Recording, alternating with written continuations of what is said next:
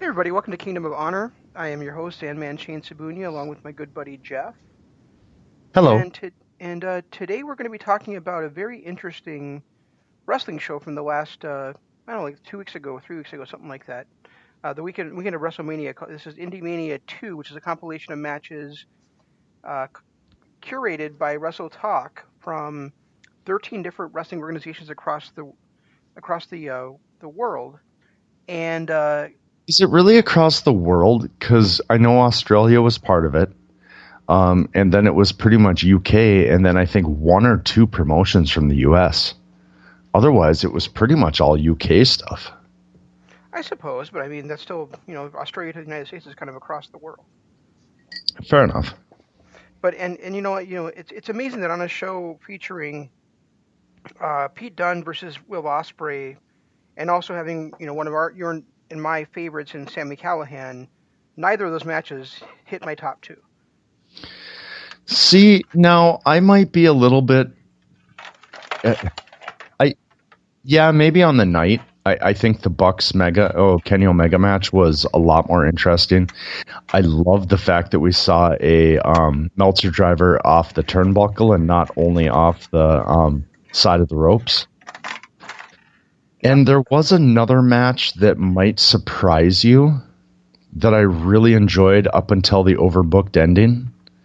But all in all, I would not have expected Will Ospreay and Pete Dunne to not be better than it was. And anything with Sami Callihan and ACH versus each other, I would have thought would have been amazing. Yeah, so you're right.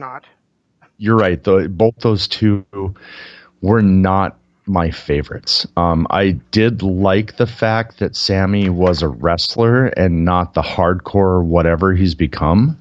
Mm-hmm. That was interesting, but the match itself was way too long, way too convoluted.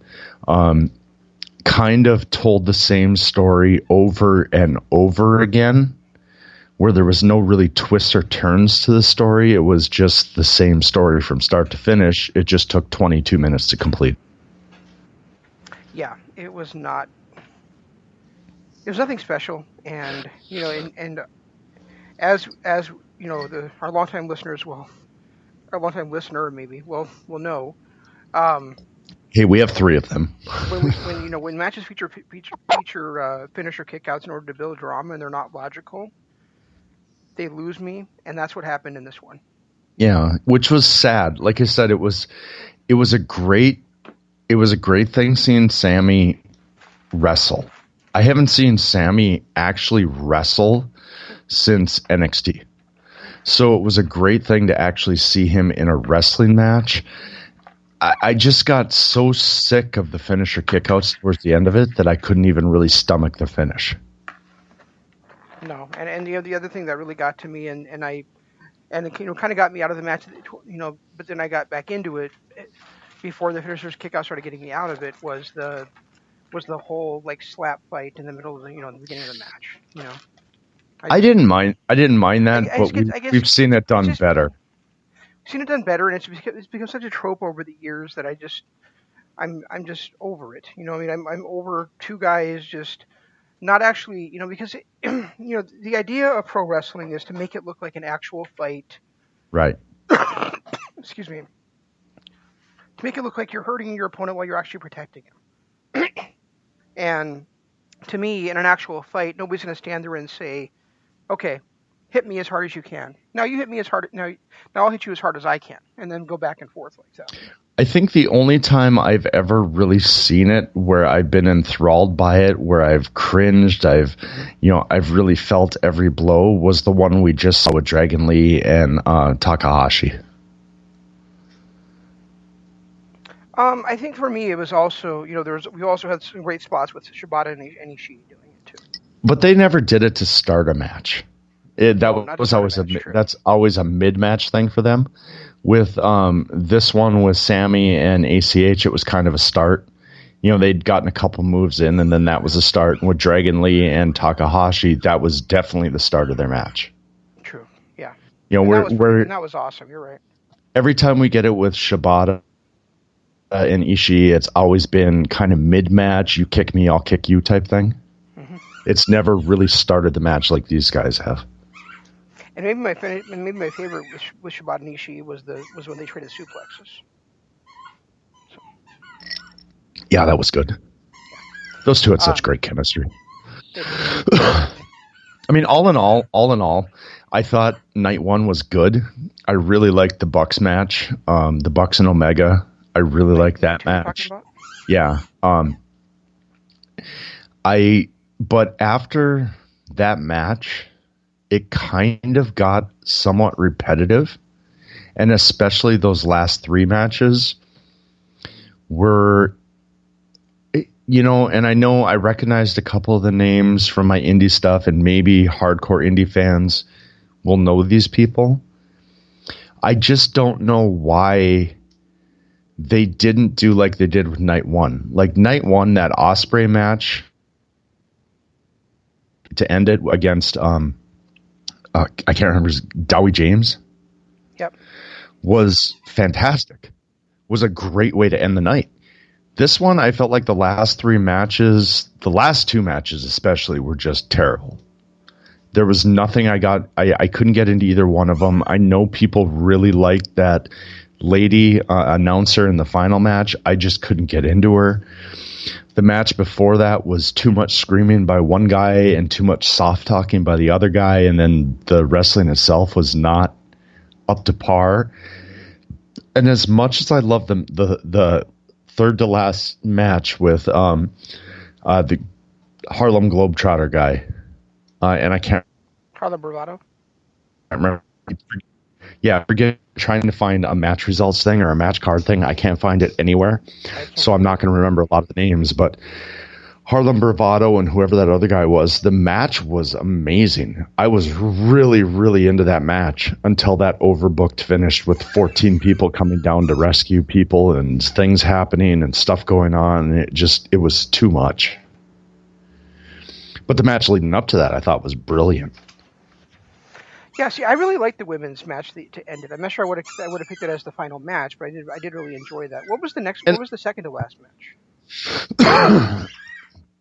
Honestly, at this point, I cannot remember. Okay. But I do know that after the Sami ACH stuff, I was like done. I couldn't get into a single match after that. I know right after the Sami ACH stuff, there was that Harlem Bravado match, which I thought was great, but the ending was so bad that I was just done with it. And then the last two matches, I couldn't get into at all. And it really saddened me. Yeah, see, and I kind of had the opposite problem. I think like the first night I watched this on Friday night, and I was just exhausted after a long work week, and so even the opening match, like Will Ospreay versus Pete Dunne, I just dozed off like right during it. I love the fact that you responded to me 3 days later on that. which I like. Well, I was like, I'm not sure what he's talking about. I'll have to catch up. So I was always planning to rewatch it. I just didn't have a chance until last night. But I just really love the fact that it took you that long to respond to me, and I was like, oh, he hasn't watched it yet. Whoops. But that Ospreay Dunne match, as long as you brought that up, I do want to say it's, I've had a fascination with Marty Scurll. He to me is one of the better. Yeah, he to me is one of the better performers out there. I've never not been entertained by one of his matches, and it's fun to watch, and we saw it a couple times during IndyMania, and we saw it, we've seen it in other matches too, where people like to show homage to Marty Scurll. With the chicken wing and the 52 fake out and the finger breaks and all that stuff. It was just, to me, that was a fun spot to see in this, where when you look at indie wrestling or wrestling in general in Europe, that Marty has become such a well-known product that his stuff is just paid homage to throughout matches. My dog is now pissed off at me. Why? Because I mentioned Marty Scurll? No, did you hear that squeaking going on in the background? Yeah. She's playing with a squeaky ball, and I threw it for her, but it bounced into the kitchen where she can't get to it. Oh, she's a mad dog now. She's just staring like, Dad, why am I in jail? That's funny. My kid is just staring at Minecraft, so I can't relate to that. No, Minecraft is one of those games that just I find completely mind numbing. I do too, but you know what? It helps his little mind. He creates things. He has fun. He keeps out of my hair for a while, so I'm okay with it. If it was a mindless shooter like Call of Duty, I'd have issues with it. But this kid's building houses, and right now he's tunneling out underneath the ground to build a cave. So I'm okay with it. Yeah, honestly, like rewatching that Ospreay versus Dunne match. I was sat there watching it, was enjoying like every moment of it. Like it was so well crafted. There was such good humor in there. It was like the perfect opening match. It's like these two guys could open any wrestling show for me, this could be like the template for an opening match for a wrestling show. Just get everybody fired up, get everybody ready to go. And the funny thing about them, it was a perfect choice to come in this compilation, have it start off the show. I thought the funny thing about those two is I could see those two closing a match too. Well, closing a night. So it's like they're the perfect. With Ospreay and Dunne, I could watch the two at any point during a pay-per-view. They could get me fired up for it. They could send me home happy for it. They could get me back into it in the middle of a show. Those two could go on at any time, anywhere, and completely be the steal of the night. Well, Ospreay's four guys we've seen close a show. One of four cruiserweights or junior heavyweights to close a show in New Japan, right? It was him against Robbie Eagles, and then there was another one like not far before that, like that closed the show. But I mean, it's very rare that a junior heavyweight match closes a show in New Japan, right? Or anywhere really. But Ospreay has been in one of those two times, and he's so good at it, so good at it that he is. And I put in my description that we're talking about this and the fact that we didn't get to Wrestlers of the Year last week because of my whole Benoit diatribe. But, we'll probably talk about it later. But I can't picture anybody out there better than Ospreay right now. No, there isn't. This had to take place in the last. I didn't see the date on this, but it had to take place in the last couple of years because they did mention that Pete Dunne was the NXT WWE UK champion. Yep. During this match. Yeah, so I want to because it was this match years old. It wasn't 2019. It might have been 18, but it was definitely when both these guys were at kind of that tipping point where they both became the best in the world in 2019, and this right at the cusp of that. Because they were both so good at storytelling, they were both so good at what they're doing that it's hard to imagine that they weren't right on that cusp of being the best wrestlers in the world. I mean, the only thing that I kind of found interesting was that they didn't call Cheeky Nando's kick. The one guy called it like a Tombstone Snake Eyes combination. Yeah, I had some issues with the announcing throughout the shows, so, but especially night 2. Well, no, I'm not saying that there's a problem with the announcing. I was just wondering if this happened like right before Ospreay hit it and those moves were called. Yeah, maybe. I mean, but the Cheeky Nando's kick has been called the Cheeky Nando's kick for almost 5 years now. Okay, I didn't realize that. I mean, and they called it that in the beginning of in New Japan years ago.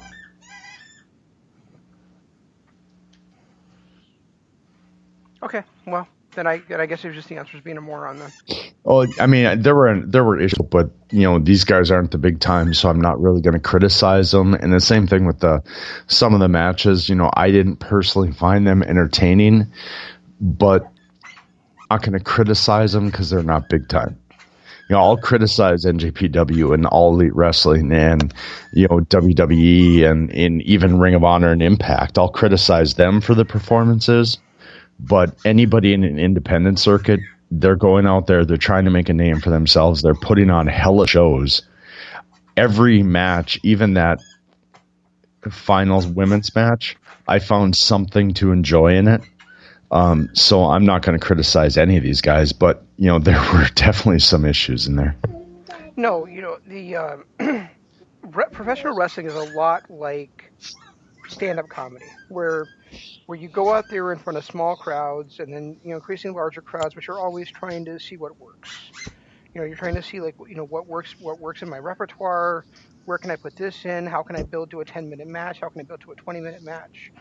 Stuff like that. Yeah, So I think when you're watching shows like this, I think you really have to take that into account, where these guys are honing their craft still. right. And there were a couple of moments where you're looking at it going, "Oh, they shouldn't have done that." But at the same time, it's like, okay, you know what? I don't have a problem with the fact that they did that. Yeah, maybe they shouldn't have, but it's not the end of the world. Right. Where if a WWE guy had done that same thing, I'd be like, what the hell's wrong with him? He knows better. I honestly, I think anyone who's a wrestling fan, whether you buy a shirt or not, like I know Bill Shane and I did, or you give to the GoFundMe, or you just watch this. If you're a wrestling fan, there's a lot to take out of this that you're not going to get in the big promotions. Including my favorite match on the card, which was the match involving the Bear. Oh my God, I was hoping that didn't come up. Oh, and I was hoping that wasn't your favorite match. I was afraid you were going to say that because where it had some strengths as far as like the comedy and the whole time I'm watching this, I'm like, what the fuck am I even doing? Why haven't I fast forwarded this? Oh, that's right. Rory Coyle is here and I have to see what he does. You didn't think it was great that they were playing the whole thing like it was an actual bear? Because I thought that was fantastic. I thought that was hysterical. I thought had I been there live, I would have been rolling on the ground laughing. Mm-hmm. The honey spot was amazing. The fact that whoever that Timberwolf guy was, the guy I can't remember his name. I can't either. But you know who I'm talking about, the guy with the flannel and the guy who was supposed to be a lumberjack. Yep. The fact that he literally stole everybody's moves. Like he did the Steve Austin elbow drop from the middle rope. He did the Shawn Michaels tuning the band. He did the angle slam right into the, straps down in the angle and the ankle lock. He perfectly did everybody's moves, and the whole spot in the middle where he was playing dead was phenomenal. I loved it. I laughed out loud, but at the same time, I'm like, man, how did this ever make the broadcast? You can't tell me there was another better show. It was so much fun. It was fun. I will admit it was really fun, and I really did enjoy it. But at the same time, I'm like, Jesus. It's almost unwatchable, but it's fun at the same time. Well, the great thing was like, when he was first bringing the bear down to the cage, it was so dark, and the guy moving in there was so fast. I was like, wait, that's not a bear. That's like an orangutan or something. What the hell? See, I saw his face right from the beginning, so okay. I knew as soon as he walked back there. I don't know if it was a camera shot problem or something, but they showed it was a guy in a bear suit right from the start. So I knew it right from the start, and I'm watching this going, what the fuck? And then that beekeeper guy coming down, what was that all about? And I'm watching this at with my kid in bed next to me, so I don't have the volume too loud. So I actually didn't get to hear what the beekeeper guy was saying, mm-hmm. But it sounded to me like he was an activist who was trying to keep this unsensible cruelty from happening. Yes, I think that's what it was as well. Yeah, he was not well mic'd. You could barely understand what the hell he was saying. Well, even Rory Coyle throughout that was not really well mic'd, and I'm not going to lie, it was nice to see Rory Coyle again, mm-hmm. and to see that he's keeping up with the Sick Boy and the VHS tape gimmick. That was nice to see. Yeah, I don't know.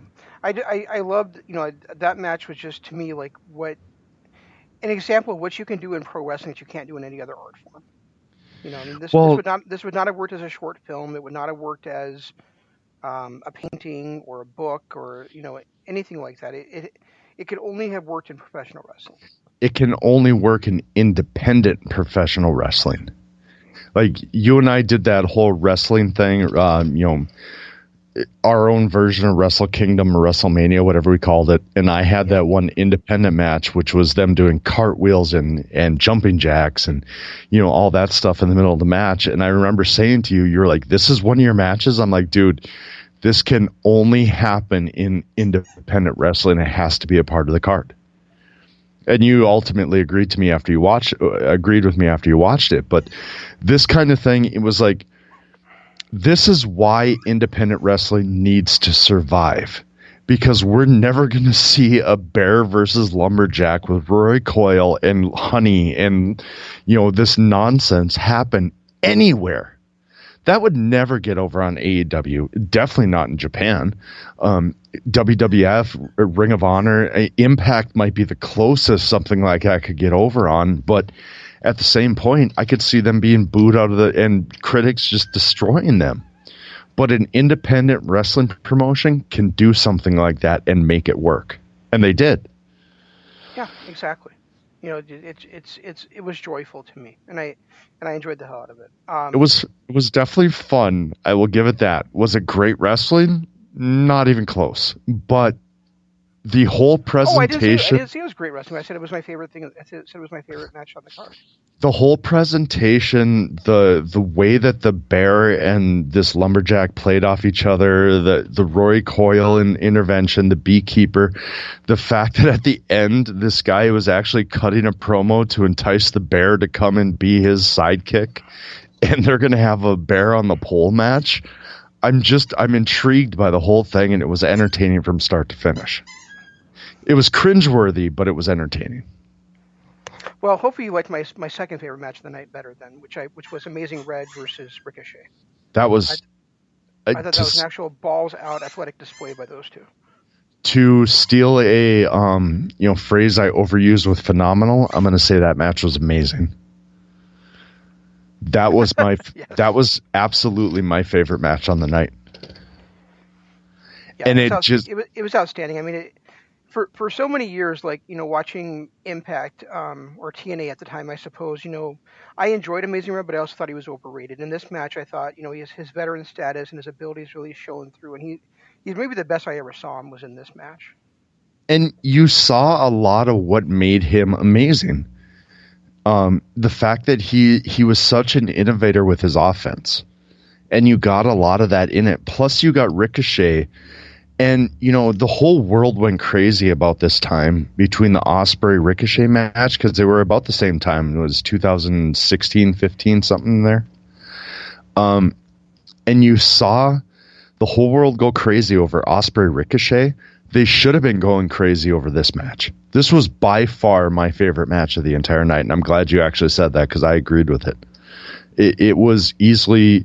I loved Ospreay versus Dunne. I loved the Bucks and Omega. I loved a lot of the stuff on this, but this match was by far my favorite of the two nights. Yeah, mine too. I mean, as far as pure wrestling, this was my favorite. And yeah, I mean, I think the reason that people did not go crazy on this match is simply it did not take place in a big enough promotion. I mean, this was an Amazing Red's promotion, House of Glory. So it's not as well known. It didn't have that platform that New Japan Pro Wrestling has. Yeah, but that match with Ospreay and Ricochet happened on Independence too. No, it happened in New Japan. Was it? I thought that was an independent show. I thought the original. I'm almost 100% sure it was New Japan. I thought the original one happened on an independent show, and then the remake happened in New Japan. And I know I was critical about the remake, because they were trying to recreate the same magic, and it wasn't. It was falling kind of short. I could be wrong about that then, but yeah, regardless, I thought Ospreay and Ricochet was fantastic as well. I'm not going to say that should not have caught the attention. But I do think that was not an example of what the two would do in another match against each other, because of all like the extreme selling and the swearing and all that kind of stuff. It's not stuff that you've heard from those guys since then. Well, and that wasn't a WWE Ricochet either. Right. Yeah, and you could tell that in his performance that he was not he's not the same guy that he was when he was, in Lucha Underground and when he was in New Japan and on the independents. He is now kind of a tamed down version of what he was, but that's the WWE formula too. One more thing about this show, and I'm not saying I have nothing else to say about it, but I mean, can we get rid of the both these guys chant? Yes, please, dear God. That was in the last 3 matches? Yes. Even before Sami and ACH got started, they were chanting both these guys. Yeah, and it's just I guess it's where we're at in pro wrestling right now, where people like pay attention to the wrestler more than to their character. But I mean, it really takes away from the storyline when you're chanting for both these guys. I mean, I kind of got it in the ACH Sami, and this was weird because Sami was really playing he was more of a face than a heel. And ACH was clearly the face. Mm-hmm. So I kind of got it a little bit in that match, but in some of the other matches, I was like, okay, enough. Right. You don't need to chant just to chant. No, you don't have to, and that's what it seems like they want to.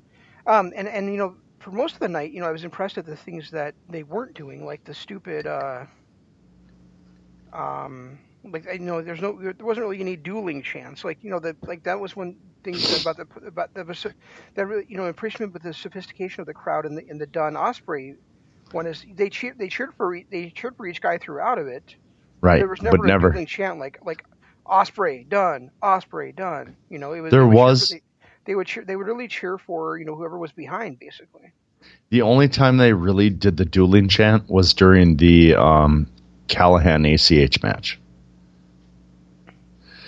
There was a lot of let's go ACH Sami Callihan. Right, exactly.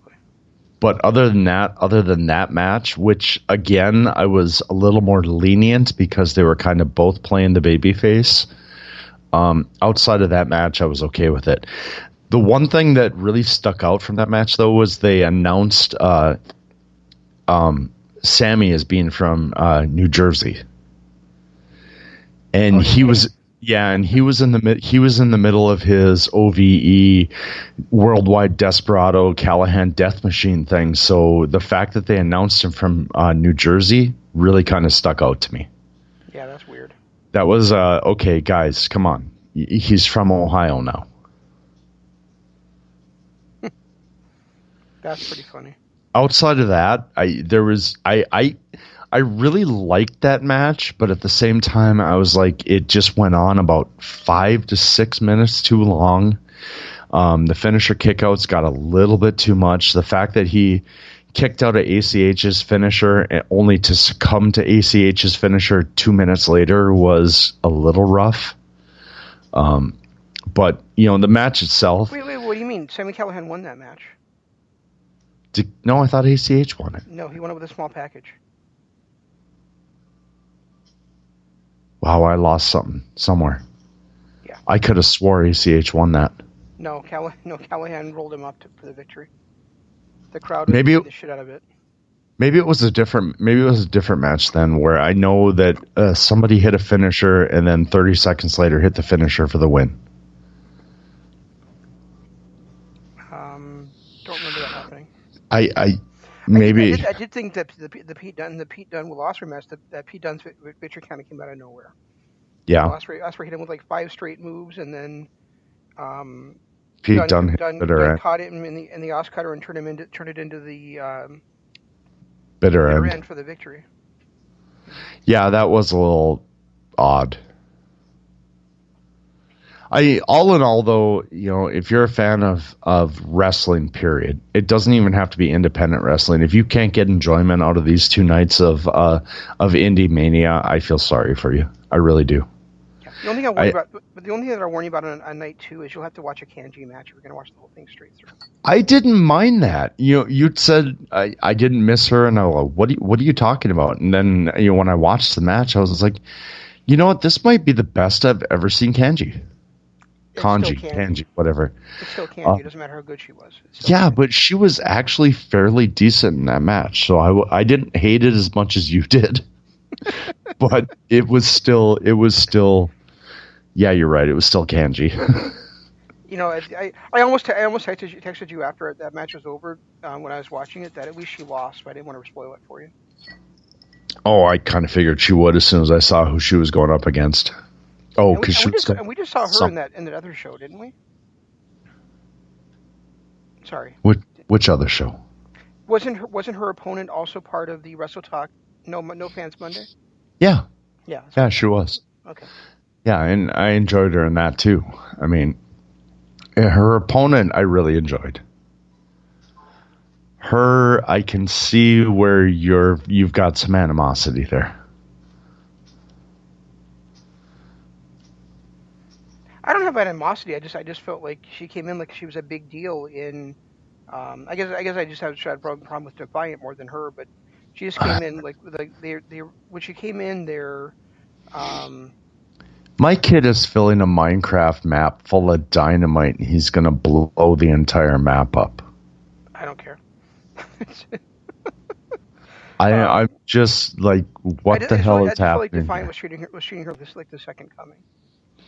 Yeah, they really did overdo it with her, and they threw her into a spot where she didn't deserve it and really didn't have the work ethic. And then to make things even worse, they kind of made her go away with the whole thing of, oh, I don't deserve this. Right. So it really did kind of bring her down a little more than she probably should have been. I don't think she's horrible, but at the same time, I can see a lot better, and I don't hate anybody for not liking her. Fair enough.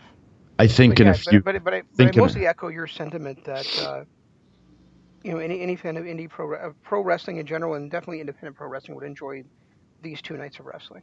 Yeah, there was some really good, fun stuff. Anything that had Ospreay in it was amazing. The ZSJ Shibata stuff was amazing. I loved, that Dowie James Ospreay match still might be one of my favorites of the year. I even like the Sami versus ACH stuff for the most part. The Harlem, and I can't remember his name against whoever it was really, really good until that overbooked ending. There was a lot of really, really fun stuff to like about this. And as much as from a purist wrestling mind, I hated the Rory Coyle Bear versus Lumberjack thing, but at the same time, the only place you're ever going to see anything like that is in independent wrestling. So you need to take that with a grain of salt, realize that it's all enjoyment and fun, and know what you're getting into, and just fucking enjoy it. Exactly.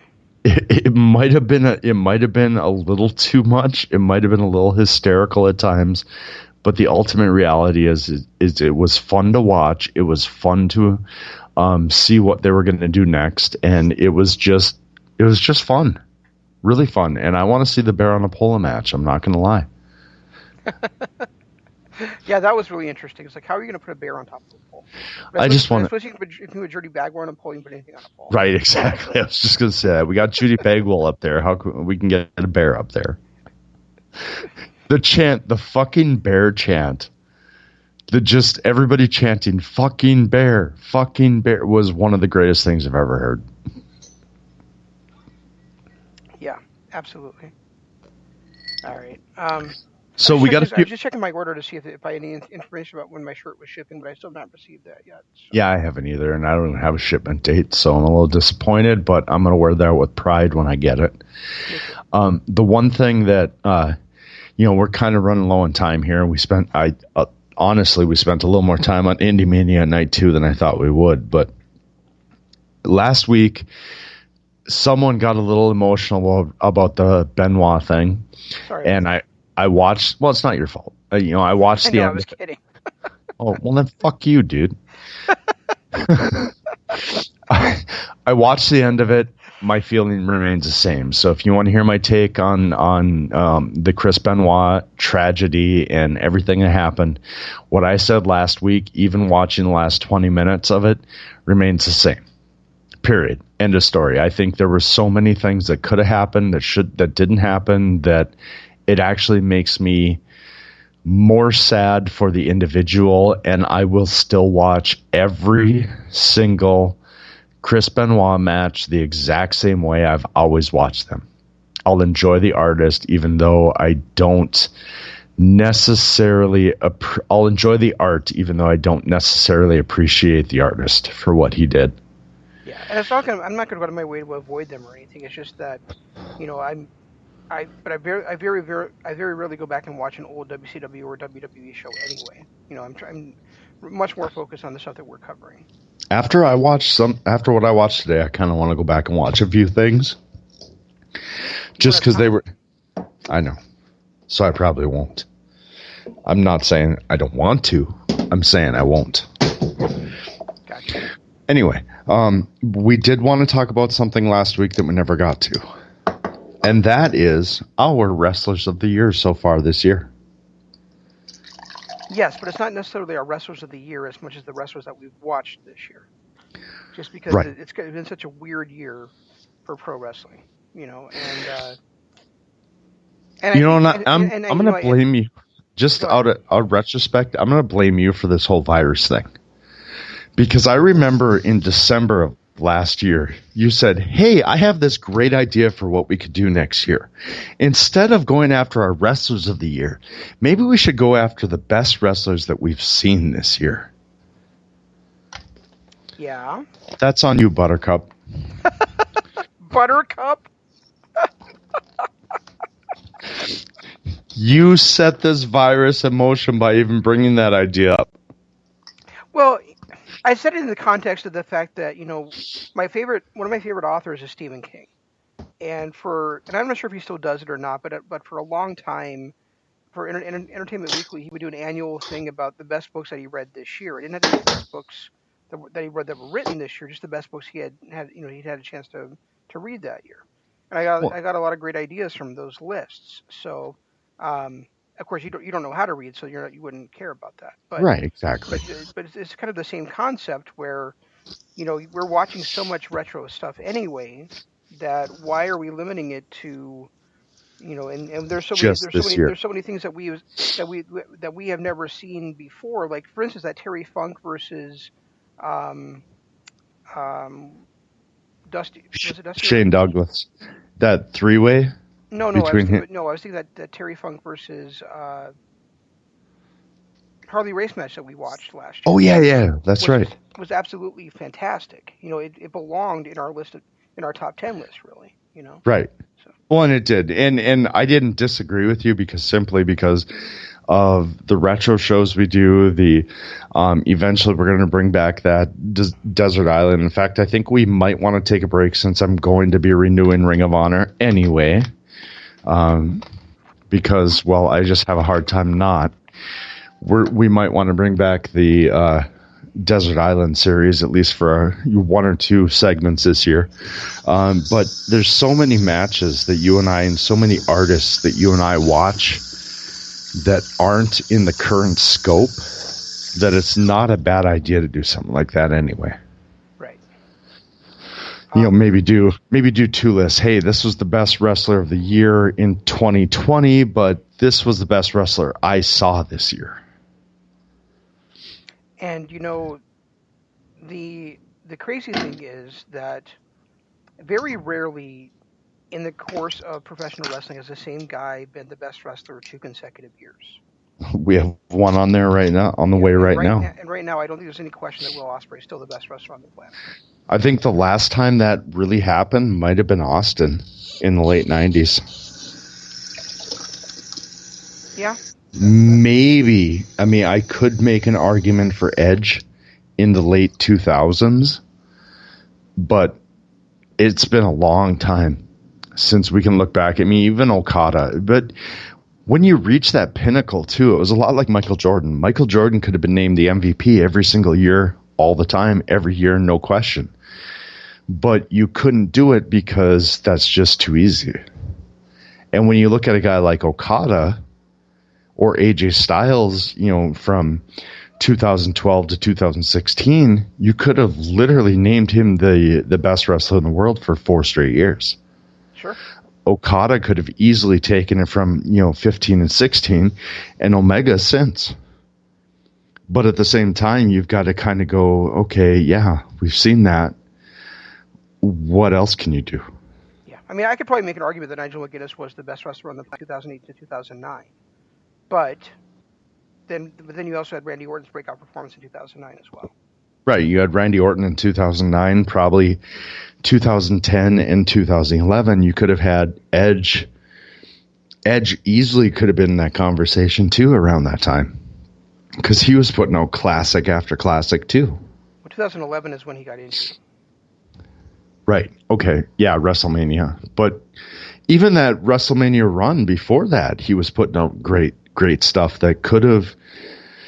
You seriously could have made an argument that first 3 months of the year, he did enough to warrant that position. Wow. I cannot believe you just made that argument, because do you know how many people out there have ragged on that base run by Edge? Really? 2011.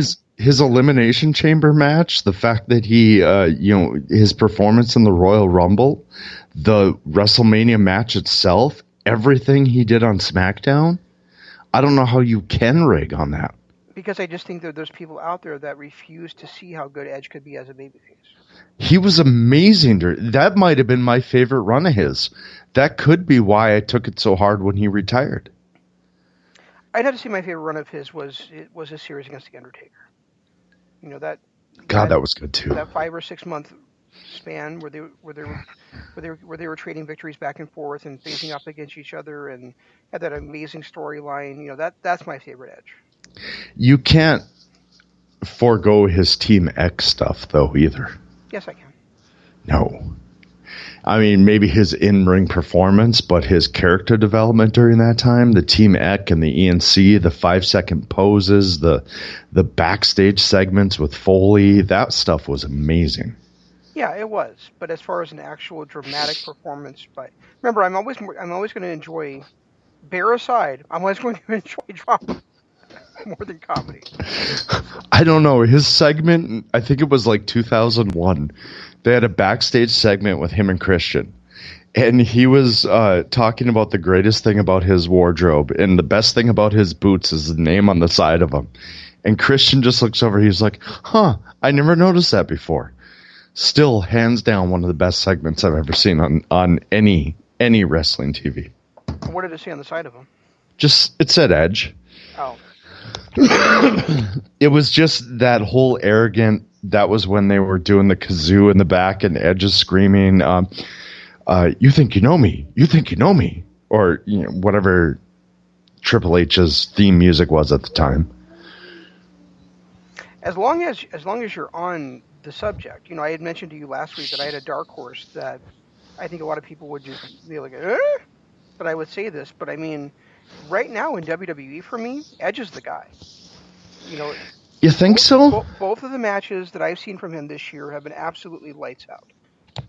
The match against Randy Orton to me was a 5-star performance. Yes, absolutely, 100%. And then the Royal Rumble was probably my second favorite WWE match of the year, and he was a starring role in that one. So to me, but it's hard. It's hard to disagree with that simply because we haven't seen much. Mm-hmm. But I think the Edge performance was good. It was a great feel-good moment. But I still have to give, that performance in that Royal Rumble, it comes down to 2 people. Drew McIntyre and Brock Lesnar. I think the first half of it goes to Brock Lesnar, but I'm not going to say the rest of it goes to Drew McIntyre. Because the second half was an ensemble performance. Right, but it still ultimately came down to Drew McIntyre.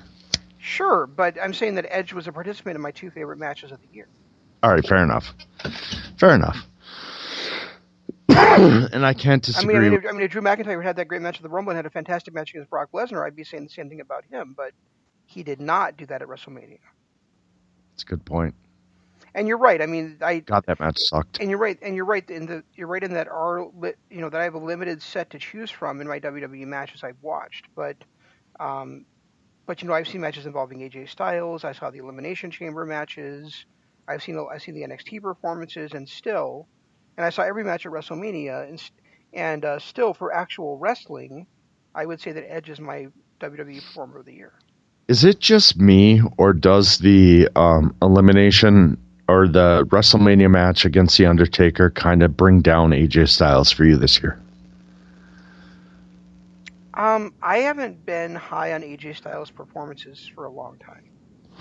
He still is he's not that A+ every time out worker like he was 3 or 4 years ago, but he's still giving you B+ A performances every match. His side, I felt like his WrestleMania match was a C- to a D performance at the best. He had great heel work, which is the only thing that kept it from being lower. But his actual, I mean, like I said, I've said this to you before, and I've said it on the air. And in my tweets, you take away the 3 things that make AJ AJ. You took away the ring, you took away the turnbuckles and ropes, and you took away his athleticism. After that, all you have is a guy kicking and punching somebody. Yeah, which is why I don't think it's fair to judge him for that match. I mean, but what I'm saying is that I don't think he's been the same AJ Styles since like WrestleMania 35. 35 was against Shane, right? No, against Shinsuke. Okay, yeah, you're right. And that was kind of a not so great performance by the two when you look at their other work that they did in Japan. And even the year before that, when he was facing up against Kevin Owens, I still, I didn't think that was that great either. So I mean, really, the best we saw in AJ Styles was in 2016 when he was the wrestler of the company. Yeah, his year-long run. I mean, he's aging. He had to reformulate his style. He's just not, and character-wise, and Mike has gotten better, but as far as an in-ring performer. He's definitely degraded. Other than a couple of matches here and there, like against Daniel Bryan, and then that last minute standing match against Shinsuke that I think you've never even watched. No, I haven't. To me, his best stuff was prior to 2017. Yeah, and 2016 was his year-long run with the belt. Unfortunately, that had the James Ellsworth turtleneck chin guy involved in it. But he still had a really good run during that year.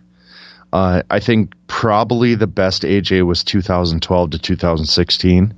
After that, he's lost a step. He's kind of not been able to be AJ, which even at, 43? Athleticism is still his bright point.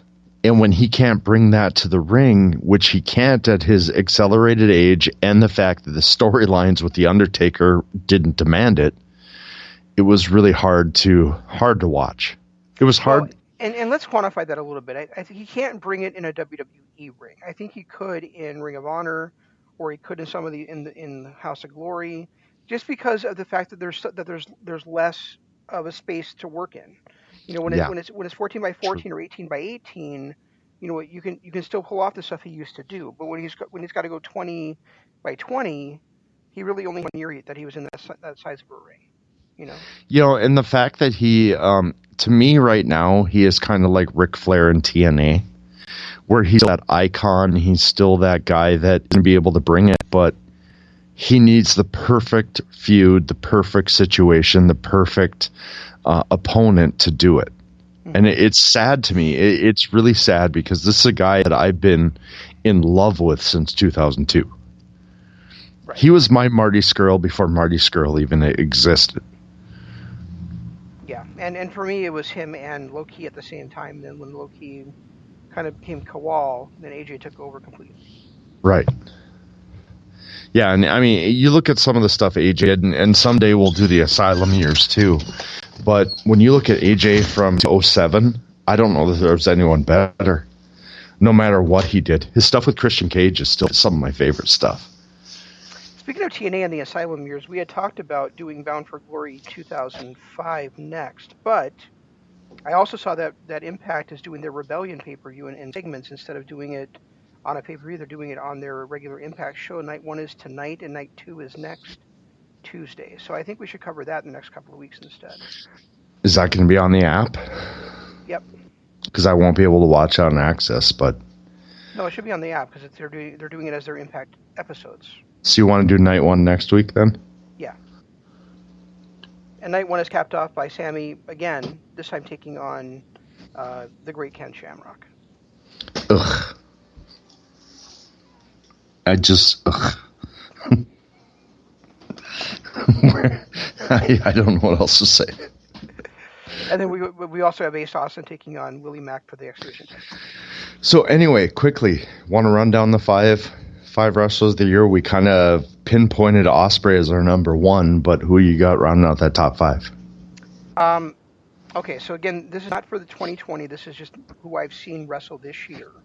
So number 2 is Eddie Edwards. Number 3 is Davey Richards. Eve. Did you say Eve? Yes. That's what that means. Honestly, I kind of lost my list. I don't remember. I'm trying to think off the top of my head now. Number 4. I don't know. Why don't you go with yours? I'm trying to remember not mine now. I'm gonna go Ospreay and Edwards, and then probably ZSJ. I still have to put Takahashi in there, and then probably Davey Richards at number 5. Okay. So ZSJ would be my number 4, and then I think Roderick Strong would be my number 5. Okay. Oh, geez, Roderick Strong is in there too. That's a tough one, but Takahashi had such great matches against Dragon Lee and against Ospreay. It's hard for me not to include him, but man, Roderick Strong was really good there too.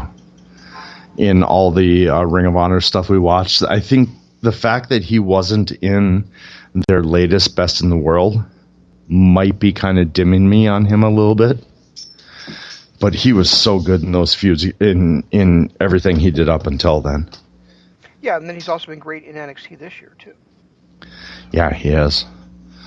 His feud against Velveteen Dream, I can't stand Velveteen Dream, but his feud against him is one of the best I've seen. Yeah, it's been great. And let's see, the other guys that we had, other guys we talked about were, I mean, you wanted to throw Sammy Guevara in the conversation, which I'm not going to do. But I just think he's been. We also there's also Hangman, there's Kenny, there's Darby Allin. So things that are hurting Hangman is the fact that he hasn't been around for 2 months. Sammy, you take out these last 2 weeks with the comedy bullshit he's done, I think he's had a really strong year.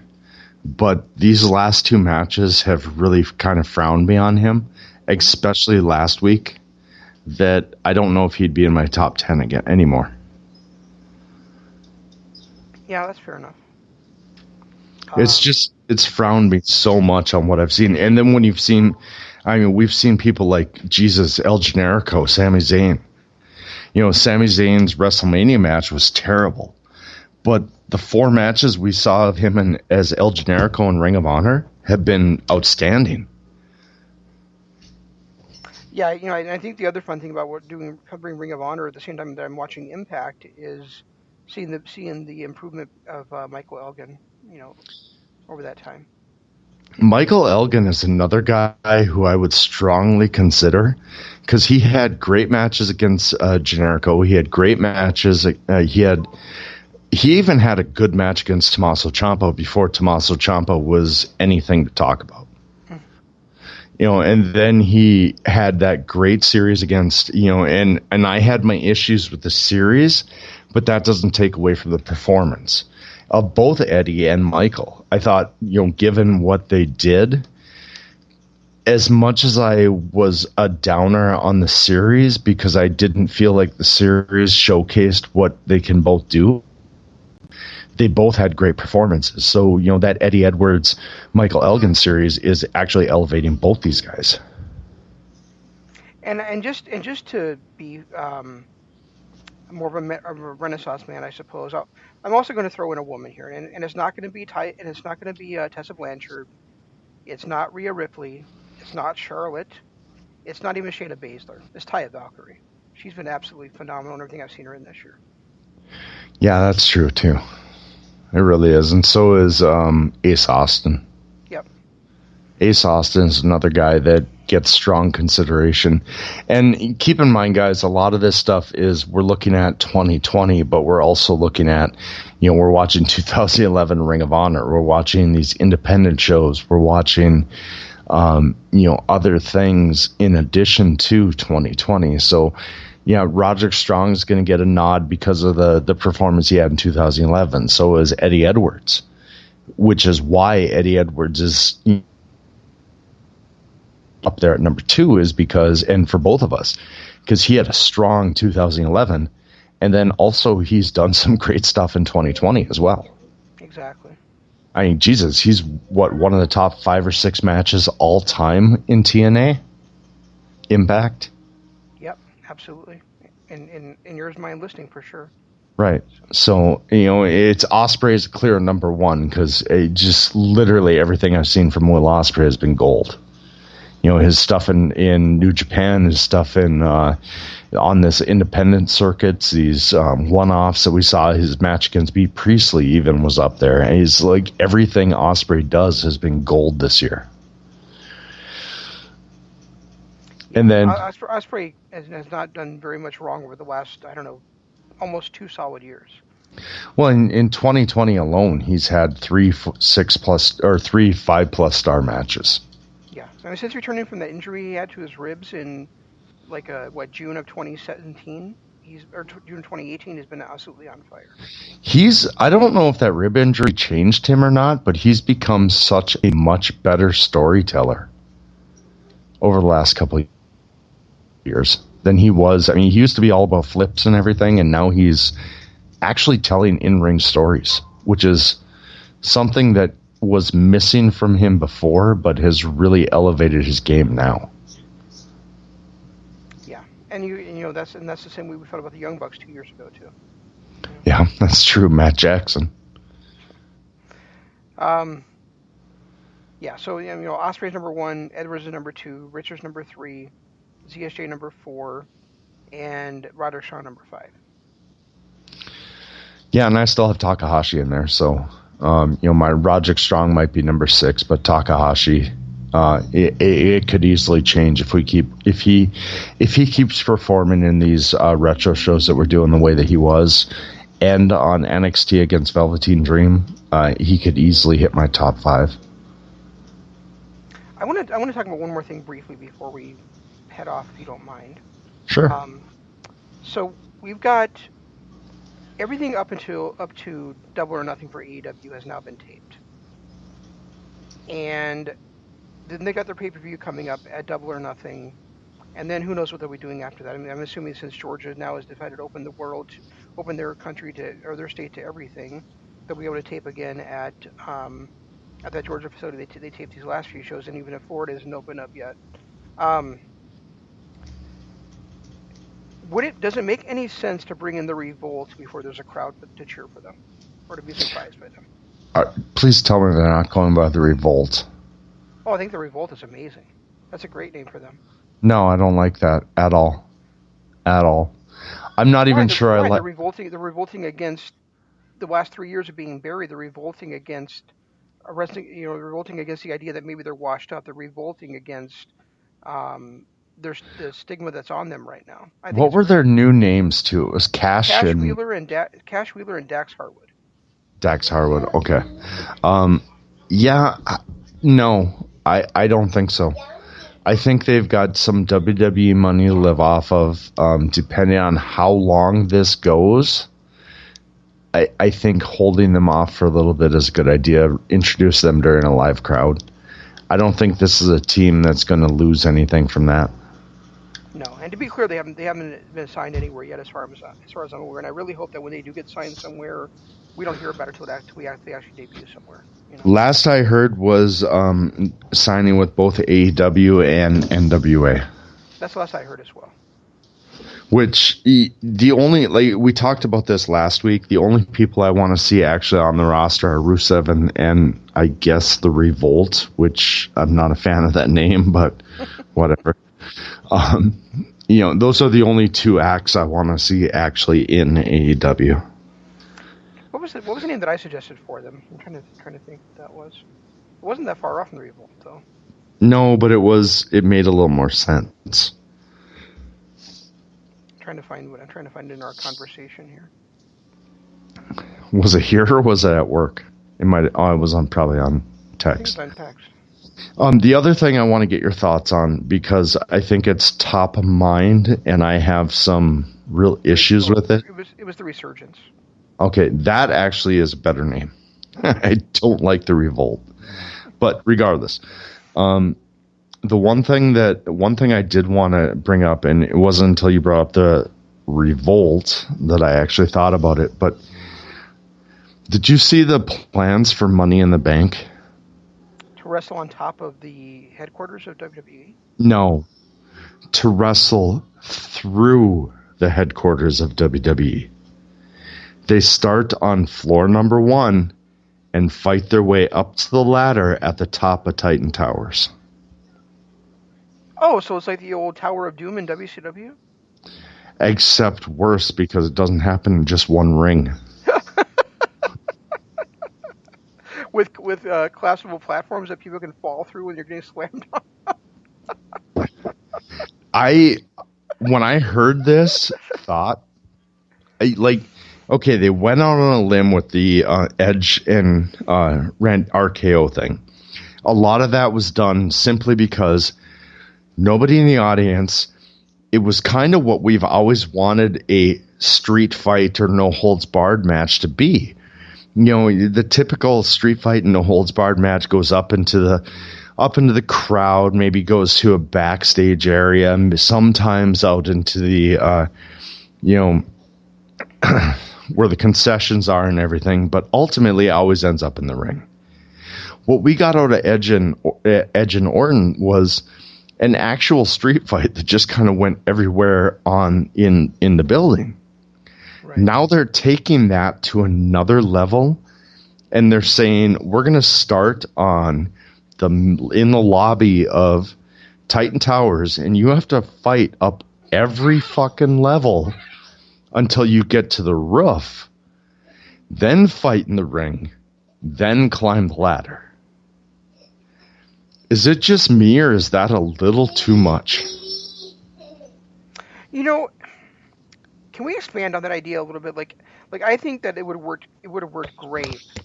It would have worked great if they had done it differently.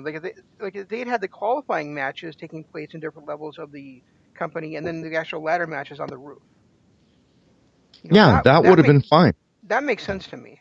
But having an entire match where you're trying to fight your way to the top. I mean, what is it? It's going to be like a haunted house with like obstacles you have to try to. Is it going to be like one of those like what was that Japanese show where you're to jump like on wheels that were spinning and all that kind of crap, Well, the only way Ninja Warrior. Yeah. The only way this makes sense, the only way, is if 99% of the match is in the stairwell. Otherwise, it doesn't. I mean, there might be a spot where one guy takes an elevator up a flight of stairs, but ultimately, the first guy, in any real sense of any kind of logical anything, is the first guy who's standing on floor 1 is just going to take the elevator up to the top floor. I mean, seriously. That's hilarious. While everybody chases him up, he's already in the ring. This is not going to go well. I can't see any scenario where this goes well. Well, the good thing about it though is that unlike the ladder match that we saw at WrestleMania, they're not going to have a crowd. They're not going to even have an empty arena to play to. So it'll have to be more real in that sense. And honestly, Yes, after but seriously, and after last week, talking about Gargano versus Ciampa, I said it's pretty much done with that complete company, and now it's got me intrigued to the point where I might actually have to want to watch those Money in the Bank ladder matches to see what they look like. You know, so they got I that. They've don't got know they've that I got that can going because for it. none of it takes logic out of the window because the only way you're going to have a decent match is to have them fight on the lobby, and whoever's standing at the end of that just goes straight up the elevator to the top. And maybe after he gets in the ring, he's winded so somebody can catch him. But ultimately, it's fighting up the stairwell just doesn't intrigue me at all. At all. What about the threat of somebody falling off the roof, just like the Giant did at that pay-per-view against Hulk Hogan? Because it doesn't make sense.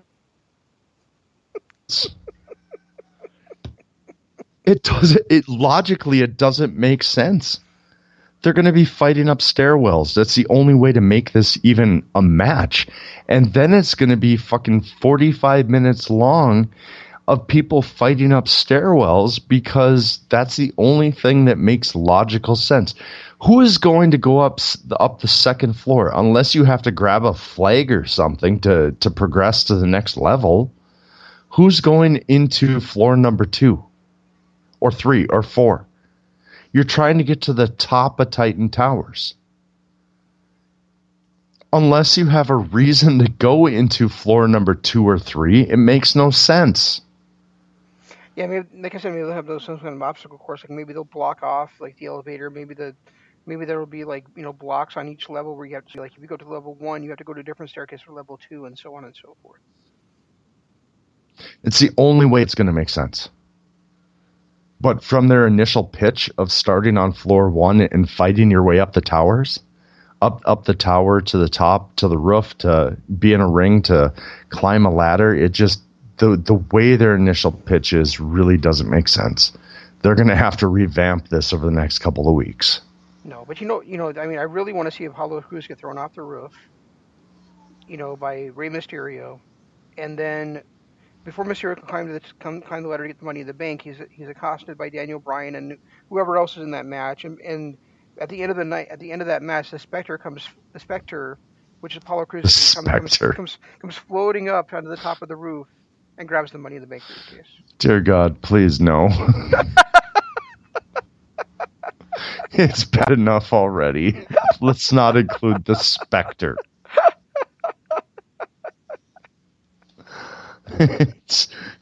Oh my God.